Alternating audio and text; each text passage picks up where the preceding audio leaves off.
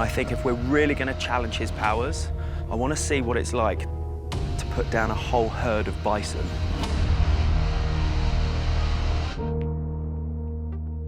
Wow, this is an impressive dog. You must be Bronze. Got it, yeah. Pleased to meet you. Kinzawa Sensei, pleased to meet you. I understand that you have the power to put any animal to sleep using only the power of your mind. Is that correct? Yes, any animal. Wow, okay. And how do you do this? I use my hand, which I call the healing hand. Okay. Through the power of chi, I can put any animal to sleep. Kinzawa's claim is a bold one, and I can't think of a better challenge than to see if he can put down this big, excitable dog into a trance. Bronze, you know Errol pretty well. He's more active than he is lethargic. What do you reckon to being able to put him to sleep in the next few minutes? You know, that'd be pretty remarkable. Does he know what kind of dog he's messing with?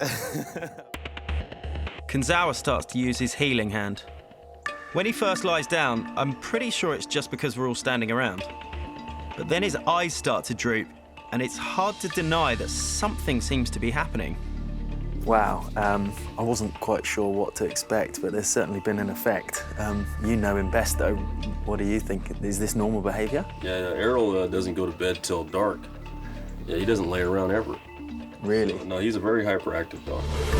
That was weird. I'm not sure I quite understand what I've just seen. Errol went from being an alert and active dog to looking like he was falling asleep. It's a shame I can't ask Errol to explain exactly how he felt.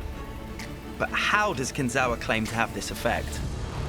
I feel a feedback, a connection with the animal through my hand. There's nothing going on in my mind. I just move my hand back and forth and then stop.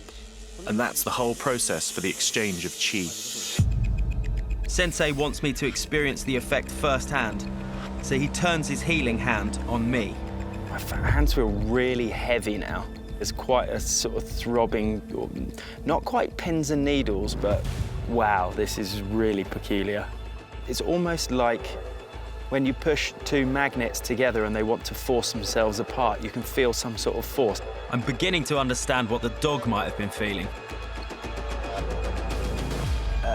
If I'm completely honest, I'm pretty gobsmacked. In fact, even now, I'm still feeling this strange sensation in my hands. That was incredible. However, tricks like this on humans are an age-old business. I think the real challenge to Kinzawa's claim will be to see how he fares against a much wilder animal. I think if we're really going to challenge his powers, I want to see what it's like to put down a whole herd of bison. To push Kinzawa, we're doing this in the late afternoon. This is the perfect grazing time for bison and when they're at their most active. Through the trees, I can make out 5 in the group. While Bronze keeps a watchful eye on his safety, Kinzawa gets to work. It's not long until we start to see results. Kinzawa's been working now for a few minutes. 2 of the bison have sat down. Kinzawa seems to be focusing in on the individuals still standing, trying to get the last few down. It looks like Kinzawa is close to succeeding, but he doesn't want to give up just yet, so he moves in closer.